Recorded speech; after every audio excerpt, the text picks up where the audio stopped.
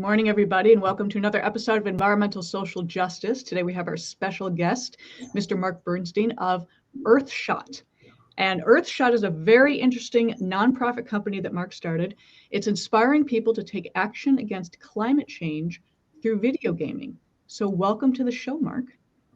Thank you for having me. It's a pleasure to be here. Now, what started you to create Earthshot? What inspired you to do this? So my inspiration, I've been working on climate-related issues since the beginning of time, talking about climate change back in the late 80s. And I follow the progress. I work in clean tech, and I've worked in government, and I've worked in research and in marketing. And at least for the last decade or more, it's really bothered me how we've messaged climate. The fear, recently it's too late to do things, doesn't get people to do anything. And from all the polls and everything we see, we know that message isn't working. People either tune it out, or they don't know what to do, or they give up hope because if it's too late, all right, then there's nothing I can do. And so we set about trying to shift that narrative, trying to give people something more positive and hopeful to look at, and that is clean tech. So if we think about it, when I first started in this business 25 years ago, there was solar and wind, but it didn't work that well. It was expensive. It was a hard sell. But today, prices are down. It's much more efficient. It's better. And so we can actually show people all this cool stuff that's better than what they use today and inspire them to take action. When you said you've been doing this for a long time, I forgot to add that you have consulted for the White House Science and Technology team, RAND Corporation. People who don't know, RAND is a giant think tank, extremely smart people, and also private equity firms, so financial advisors. So you've been doing this a long time, but you've also worked with extraordinarily high caliber people sharing your knowledge, which is remarkable. And on that, with what people are now calling gamification, or using games to teach people about things, could you explain to the general public very simply what that means, using video games to teach? And what's the demographic as well? Would it be lots of kids? Exactly. And so when we decided, my co-founder and I started Earthshot, saying, okay, how are we going to get this message out to people, right? Where are they? We can't just tell them. We can't just write it in papers, right? We can't, people don't interact that way. And where are people? People are on video games, particularly the demographic of the kind of 20 to 30-year-olds that we want to really attract. They are the bulk of the gamers. The majority of gaming is not young kids. It is this 20 to 34-year-old, 18 to 34, however you want to break that up. They are the biggest group, and they're also the group that's spending the most money these days. And so we said, well, how do we get to them? We can get to people through games, because they're on games, they're playing games, they're engaged in gaming. 2.5 billion gamers in the world. It's huge. And so how do we get to that? And on the demographics question, it's a broad demographic. It's geographically diverse. It's ethnically diverse.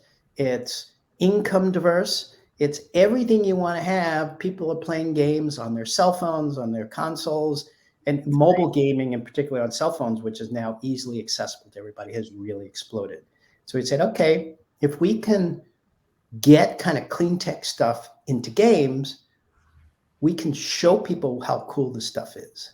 So give me an example of what one of the games looks like. The first game we're beginning to develop is a racing car chase game.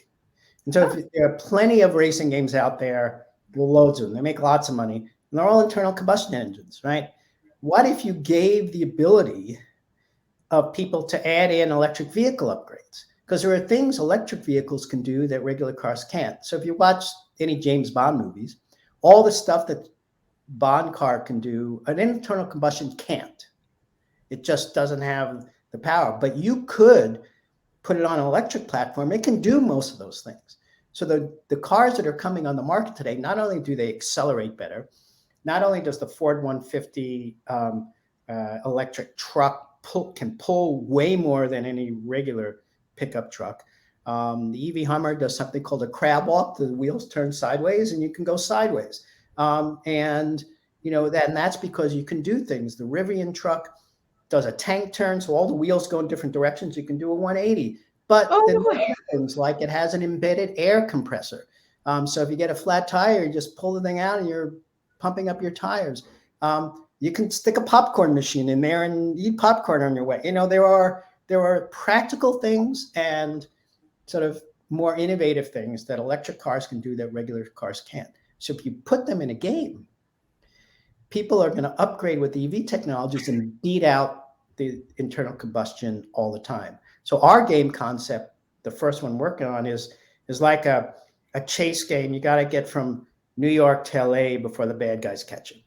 And the concept is around some crazy doc type like Doc Brown in Back to the Future has invented this battery, stick it in a car. It costs like $10 to make, and then go 1,000 miles on a charge and charge in no time at all. But it's all in their head and one prototype. So industrial espionage folks have figured out it's there. They don't want electric cars to succeed. So they've sent some bad guys to kidnap the doc and destroy the prototype. And kind of the backstory is you're one of the students there, and you're got to get the doc and the battery across country before the bad guys catch it. And you get to upgrade with technology along the way. It's stuff to keep ahead of them. As they throw obstacles in your way, you go around it, you go over it, you do things, and you get excited about what an electric vehicle can do, real things. These are not going to be science fiction. These are going to be things that cars can do today, but they kind of look science fiction when you actually throw it in a game. So that's our general concept of this first one we're beginning to work on, to get people excited. And who plays racing games? Mostly males. But there are plenty of females who play racing games. 20 to 30-year-olds, big, really geographically diverse, and we're thinking about, who we can design this for to influence their decisions. So Mark, how did you kind of get into all of this? This is quite a departure from working with RAND, the White House, but the technology and the educational component behind it all is really something unique that needs to be brought thank forward. you. So it's not that different. So in all my years, whether I was a couple of academic stints in the White House, a lot of it was always messaging, right? And in the White House Office of Science and Technology Policy, writing bullet points for President Clinton to talk about environmental stuff. That's marketing. Right? It's how you take in complex problems and present it to an audience so they can understand. And I've done that my whole career, whether it's teaching students complex issues, whether it's at the RAND Corporation, writing reports that have a lot of analysis behind it, but so that people can understand. And I did a stint for a while at a marketing firm to kind of understand and get better at that. So it's really not different than everything I've been trying to do my whole life, which is I understand the technical and economic aspects of these. How do I present it to people? How do I get it to the average person to understand? How do we get people to be inspired to take action? That's been my mantra, pretty much my whole career in different settings. I always like to teach. I keep in touch with a lot of my ex-students and things like that. So it's always, it's not that different. And the concept around marketing, right, is if you got a product and nobody's buying it, then you change the marketing approach, right? And people aren't buying climate change. 40% of the population. That's true. That's very true, Mark. I mean, if you're just being very, very honest with it, it does not seem like a lot of people are buying the whole on both sides of the aisle. Yeah, a lot of what they're not buying is that they can do anything about it, or that they can do something about it doesn't make them sacrifice. And again, 20 years ago, sure, costs a lot, changed, but not today.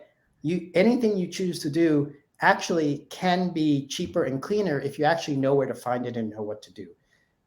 And so that's kind of the essence of the things I've done all my career. And then as I my co-founder, Bob Wyman, we were chatting about this and going, okay, how do we change people's minds? How do we get it out there?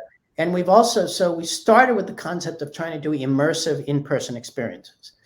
And so you have this Oculus headsets and you take it out on the road to people, not in the big cities, but out to Lincoln, Nebraska, and Des Moines, Iowa, where they never get these things, out to county fairs, right? And you create this experience where people are seeing the future and gonna make choices to impact that future. And there are somewhere around 500 small science museums scattered around the country. They never get these big exhibits that we get in LA or New York or other places. That's true. Give them these things. But then COVID hit, of course. And so we always thought we would do these experiences and games. So we kind of flipped the script around. But so it's creating imagination. It's creating a vision of the future for everybody. So, and not just, the problem we have today is, there's a lot of cool clean tech stuff, and it's really only available to wealthier people. Yeah, we talk about that a lot, actually. All the time, yeah. And we got to trickle it down, and there are ways to do that. But there's got to be a, kind of, you go and you try to say people, hey, we're going to give you these opportunities to have solar panels or have better air conditioning. And they go, well, we don't know. But if they played a game and they've seen this, right, and they see this cool stuff, they're going, oh, yeah, I want that, right? Yeah. There's got to be this kind of demand pull as well. And I think you make a really good point about, we're really pushing things down people's throats, like the initiatives, the 2035 initiative, the 2040 initiatives. What does that mean to the average person? And I think a lot of people just tend to feel overwhelmed by two numbers that people believe are further out in the future than they really are. I mean, both of those dates will come quicker than we could all imagine. But I think we're just really throwing numbers at people and not providing just even technical or technological advances such as gaming to teach children, to teach young adults what really needs to transpire in order for us to get to our climate change goals. I just want to add in real quick with the video gaming, you're not creating fantasy. This is actual technology that exists, how it works, how it can, act in real life so people can see it and understand it rather than just being told about it. Right. But it'll be not totally realistic in the sense you're in a game, right? And so you can, it'll push the extremes a little bit, but and we don't look at it as education per se, because nobody wants to play an educational game, even then, because we're really not hitting people over the head with it. We're giving the opportunity to have fun gameplay by having these things that people can then engage in the real world, right, as well. And they'll get it and see it, and we'll add components to get people to be able to know where to go to get it, right, or coupons or freebies. Another game we have, we're not developing yet, but the thought of is a basic role-playing game in which you are a chef today, and you and your dog magically gets transported back in time to a pre-civilization community of hunters and gatherers who aren't good at hunting and gathering. And you need to forage in the forest, you need to find food, you need to cook meals, you need to create, a healthy community of folks. And what you're learning there, and that is, and you'll have this little scanner with you, and you look at some ancient plant that maybe looks like a carrot, you can't quite tell, and then it shows you what its current day version is, what its nutrition is, what its sustainability is. And so you'll actually play this basic role play game like a Stardew Valley or Animal Crossing. It's just in those same veins of popular games, but you'll have this added element of needing to keep the people healthy on nutrition and sustainability, but then get some connection to real-time food, right, and what it means, and get an understanding of the sustainability and the impact of food that gets produced today. But at the heart of it, it's still a fun role-playing game, but you'll also get those other messages out. And those are the types of things we're looking to do as we begin to try to roll out these types of games, and try to get things embedded in existing games too. if we can, get some existing platforms to start throwing in some clean tech stuff. When you talked about the farming, you hit the nail on the head. So many people, including myself until recently, lost touch with what farming was, what agriculture was, how food is grown and processed, and fertilizer that we use nowadays is really not great than what we used a couple hundred years ago. And people are now reconnecting with the agricultural community, our farming community, because we just kind of forgot. So you're reteaching us things that we forgot and how to identify that. I think that's fantastic. I would personally really enjoy that. And yeah, that's what we're hoping to model after these role-playing games. And the farming is really interesting in itself, because current farming practices, half the farmers in the US made no money last year. Yeah. With subsidies, with all the subsidies they get, they still don't make money. So how are you going to keep people farming? And big farms, factory farmers are not helping farmers make more money. We can transform farming using more regenerative and biological techniques that actually produce better yields, more resilience to changes in weather, and higher prices, because people pay more for those better quality crops. And it doesn't, people say, well, we're going to lose yields. We're not. So there are ways to do this. And if we can begin to move and motivate people to want to do this stuff. And yeah, people are doing more urban gardening these days too, and everything else. And it's, but it's that understanding through this game of the consequences. And so if you play this game and you play it out, like all these role-playing games, like civilization type games, you kind of go out to the future and build your civilization. You can build one that has a fast food joint in every corner and not sustainable, or you can build one that has a more sustainable, healthy future, and you can see the difference as the game kind of develops. I love that. That's fantastic. When you were going back to the car racing game that you mentioned, this just popped in my head. There are so many people who love electric vehicles, and then there are people who love hydrogen vehicles. You could do racing, hydrogen versus electric. See who wins. Yeah, and, as we grow it, we'll try to grow other technologies into it for sure. Yeah. But one of the things over the years, I've really tried not to trade off different better technologies with each other, because in the really early days of renewables, you had the solar guys saying we're better than the wind guys, and wind guys saying we're better than the biomass guys, and they were fighting each other rather than fighting against the fossil fuel guys. And so I agree. We need it all. We need electric vehicles. We need hydrogen vehicles. We need all these things. We need an all above scenario. And so I don't want to create competition there. The competition I want people to say is, I don't like that fossil fuel car because any of these other things are better, and they're cheaper, way cheaper to operate.